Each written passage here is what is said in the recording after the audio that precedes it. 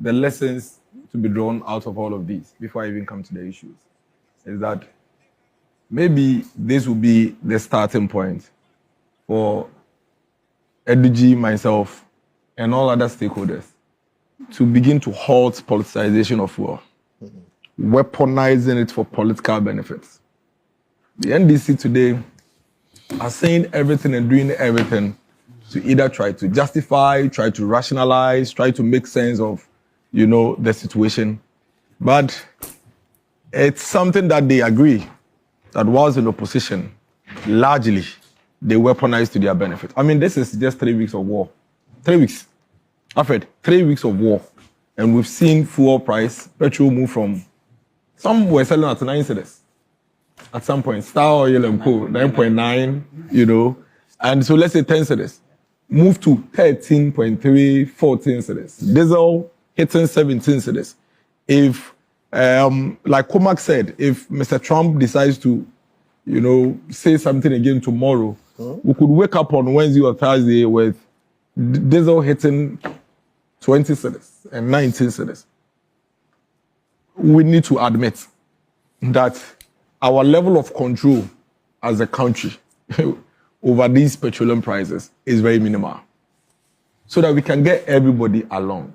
So that when we are having these conversations, you don't have government functionaries being on the defensive and opposition functionaries going on the attack. I think this conversation in the past 2 weeks have been had extensively, and I really don't want to belabor it. I mean, Japan Mesa was here last week. He made some very fantastic points, which for me should trigger the NDC and government today and say that never again would we go on the path we went when we were in opposition. I listened to Felix, the government communications minister, and anytime I listen to him speak, I realize that my friend is still in opposition mood and doesn't realize what time it is. For you to even today, the situation we face, try to make any argument and point that, this government has done well, we've managed it better. You've done nothing. As a matter of fact, we are on autopilot. We are on autopilot.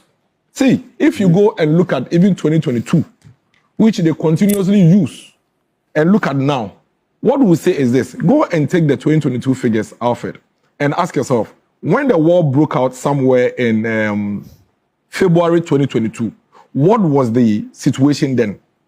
And what is the situation now? So let's look at this analysis quickly. On 24th February 2022, Russia-Ukraine war starts. Very light notes, like, the way Israel has started. They started bombing.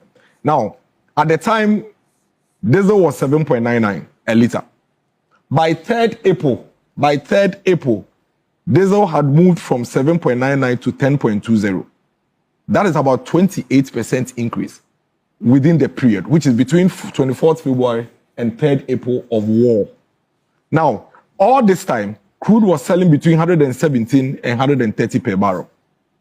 Let's look at the current situation. On 28th February, and it's interesting, the dates on which this war starts. Russia-Ukraine started on 24th February. This started on 28th February, 2026. Now, between 28th February 2026, when the war on Iran started, the price of diesel in Ghana was 11.34. On the 3rd of April 2026, the price of diesel has moved from 17.70 to 17.70. That is 56% increase. So you see, if you're a government communications officer and you come and sit on radio or TV, and for propaganda value, even when you are supposed to drive all of us together to build a nation, you say, no, don't mind them. We've built the economy better, and that is why fuel is hovering. You are completely misleading the public. Because if we are to take the war within the same period of Russia, Ukraine, and Iran, and Israel, America, the Akufo-Addo government actually managed the fuel pricing better within that period than you are. Really? 28% between 24th February to 3rd April of increase, and 56% between 28th February and now of increase. And then relative to the crude prices, today, crude prices within that period, the period I've been given in 2026 was between $100 to $110. But the Russia-Ukraine period crude prices were hovering between 117 to 130. All I am saying is that if you want us to do propaganda, if you wanted to use data to look politically good, you have had only just a month of war. We haven't tested you yet. And if we are to use your performance now in a month to do anything, then we are in trouble if this war festers like Russia-Ukraine did. Am I permitted to? No, I beg you. I beg you. No, don't. You will respond. You have your child. I have things I'll respond to you. You just note it. I'm just giving you data. And the point is that data can be skewed to make the argument as convenient as you want. Are you doing that? No, yes, I am. I mean, are you skewing data? No. I am using the data for convenient analysis. And that's the point I was making to you, that the government communications minister should not go there. That is the point I am trying to make. That if I am to go on the tangent that the government communications minister has gone, then trust me, we can sit here the whole day and nobody will win this argument. Because we can pick the data and make it look good on all of us. And they can make an argument. One of the best arguments the government can make, which is fact, is that the forex is looking really good. And that if the forex is probably at 14 or 13, maybe we would even be selling diesel today at 20 and not be waiting for next week or 22. That is also very true. But again, that is the point I am making. Using data for convenient argument without substance. Now let me come to the substantive issue. Listen, people are suffering. Alfred, nobody should attempt to gaslight the people of this country. There are difficulties. Go out there and go and check. Industries are struggling. For some companies in this country, go to Tema Enclave. You know, even though we have gas and all of that, most of them are still using petrol and diesel to power their plants and power their factories.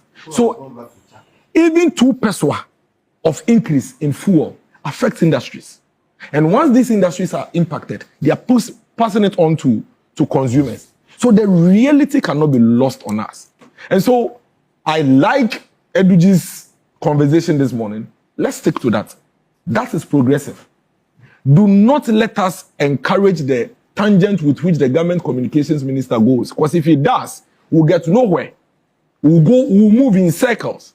What the government has done after everybody calling on them and drawing their attention, it's fantastic. They said, we need to intervene. That is what governments do. I mean, remember at some point in 2021, the MPP government suspended some levies on petroleum prices. It's been done before. Yeah. And so if this government says we are going to do that, we encourage it. The problem is that as we speak, we don't know what government's intervention is. They've only said that the energy minister and the finance minister should go and look for how and what they can do it. So at the moment, there is very little we can even hold on to when it comes to the outcome of the cabinet meeting, except that we know for sure government would intervene. Now, what are the interventions? How impactful would they be? How relevant, significant would they be? Those are very important things. And I keep hearing people talk about this Doomsday levy, one city Doomsday levy. At the onset, if you all recollect, when this Doomsday levy was being introduced, the primary object was to buy fuel to power our plants. That is what they said. That is what the government told us. Today, it's as if that has been relegated to the background, and everything you hear is people saying sector debt, sector. But there are several components in our fuel pricing that is also geared towards paying for energy sector debt. Now, let me even draw your attention to a very interesting thing. If you pick the Energy Commission's own report, Eduji, it says that close to about 97% of our plants today are being powered by natural gas. It's in their report. Yeah. It is there. And then the interesting thing is that PURC has already made provision for natural gas procurement in the electricity tariffs that we are paying. What they call the weighted cost of gas. WACOG. We are already paying it when we pay for electricity bills. So if somebody asks you that, okay, can we get a report on how much the one city has given us? And then we get a report on how much the weighted average cost of gas that we are paying for has given us. It is fair. Because you see, Lawyer Bento, the problem I have is this. When I pay for my electricity, I have paid for the fuel that should power your plants. Now you are telling me that 97% of the fuel that you use to power the plant is from the gas. When you pick the PURC report, it says that the expected revenue from even the WACOG is about $7 billion. Ben Boachi is telling us that we need about $70 million every month to buy fuel. So it's catered for. That's what I heard you, unless maybe I was wrong. Yes. So it's catered for.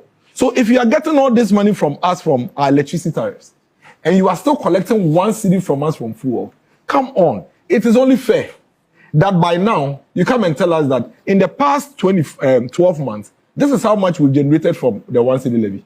This is how much we've generated from WACOC. This is how much we've required to buy fuel. This is how much we've used to pay our debt. How much of our debt is even left? Yeah. And how long will this 1 cedi be? Exactly. And Alfred, I heard you make a point initially about, 1 cedi is going to pay debt. This government inherited debt. Listen. No. You didn't say anything wrong. Don't worry. You didn't say anything wrong. I'm only telling you specifically what is. I heard you. You outlined the objectives. I heard you. You didn't say anything wrong. You didn't say anything wrong. But the fact is that the energy sector debt is a legacy problem. Yeah. It is legacy. Go and check how much the previous government in 8 years paid for energy sector debt. The more you pay, the more ECG is bringing upon you. Yeah. So the real situation is not how much the government is paying and how much we are realizing. The real situation is, as we are paying this 1 cedi to pay debt, what is being done on the ECG side? Yeah. Because the energy minister, when he was in opposition, told us in plain terms that when he comes in the first 100 days, he was going to fix ECG. He is on video, I have it. He said in the first 100 days, he will fix it. And that's not rocket science. So I am expecting a report that will tell me that, hey, our energy sector debt that we have been recurrently producing has been plugged.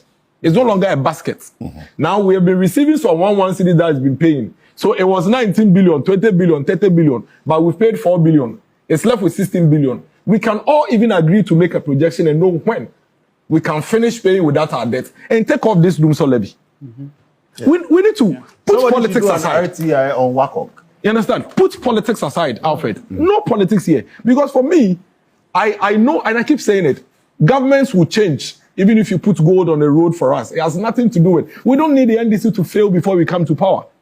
When it is time for a change of government, it's about where we are as a country, what the various candidates are saying, what the vision is. The people will listen to them and say, well, based on where we are, I believe Mr. Bill Riverson has the ideas to take us to the next level. Not necessarily because NDC failed. Yeah. So I am not expecting the NDC to fail.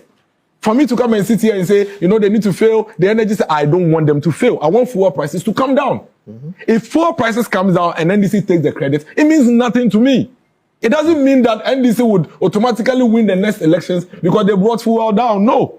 The next election will be based on where we are, which of the candidates is espousing the vision that will take us to the next level. So I beg you, and I'm using this to call on Felix especially. He's the one causing the problem. Churning out. He's not here. No, but he's a government communications leader. He's a public officer. Please, he's a public officer. I'm just he has a right to indicating to you that. Yes, but we mentioned John Mahama all the time. Yes. So. He's a government communications. I'm saying that he should tone down on the propaganda. Leave propaganda to opposition parties. Yeah. As government in power, I'll end. I'll just end soon. As government in power, your job is to make sure that we are in a crisis. How do you bring relief to the people so that ultimately the people will have some respite? But as we speak and as I land, walk on the street of Kanda, everybody's home, the meter is beeping. They cannot afford to pay. Go to the market, cost of living is high. Go to our tertiary institutions, school fees have increased. The reality is that if fuel prices also goes up and we don't put it under control, people will struggle in this country, industries will collapse, jobs will be lost, and people cannot survive. And so we need to keep our eyes on the ball and get the government to quickly, get it done. Now, finally, on the government announcement after the cabinet, again, I beg you, what is the meaning of we continue to encourage, we are continuously admonishing political appointees that the ban against fuel coupon is still in force? Aboagye, Charlie, why?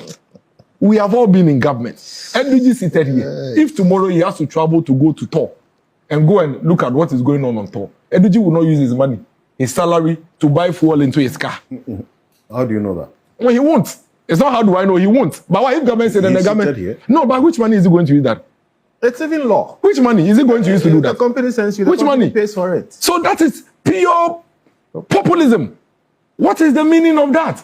Listen, when you are in government, Nobody comes to you in the morning and say, this is fuel coupon for you and your wife. Nobody does that. You have been given an official vehicle. That official vehicle is what you use for official functions. That vehicle is fueled. And as we speak, in spite of the so-called ban from last year, every government official has their official vehicles fueled by the states. Nobody can come out and tell me otherwise. Even their own budget has it there, budgeted for. How do you budget for something you claim you banned? There's a budget line for fueling. It's there. It's in the budget. Vehicles. It's there in the budget. It's there. It's in the 2026. Go and read it. Yes, it's there. Now, how do you, and why would you even do that? Comac, Mr. B. Richardson, which government would pass a budget or plan and say, I am not planning for fuel for government officials? Government will come to a ground. Because when you go to the Ministry of Energy, you have just 2 or 3 political appointees. The rest are technical people. They are using state fuel to move around. Then when it comes to John Jinapo, you say, as for you, I've given you a ban. You won't use fuel. But the interesting thing, which maybe they are still playing smart, is that when you read it, it say fuel coupons. So maybe fuel cards from Go card is not part, because that one is a coupon. Okay. You understand what I'm saying? Or the point is, they should save us the populism. He didn't need to even add that to the cabinet release, because that is irrelevant. That fuel coupon thing has nothing to do with the fuel pricing and the intervention that we're expecting government to bring. And then ultimately, there is nothing like a ban on fuel coupon, because everybody, including Felix himself and all the people he has at his ministry, are drawing on state fuel as we speak.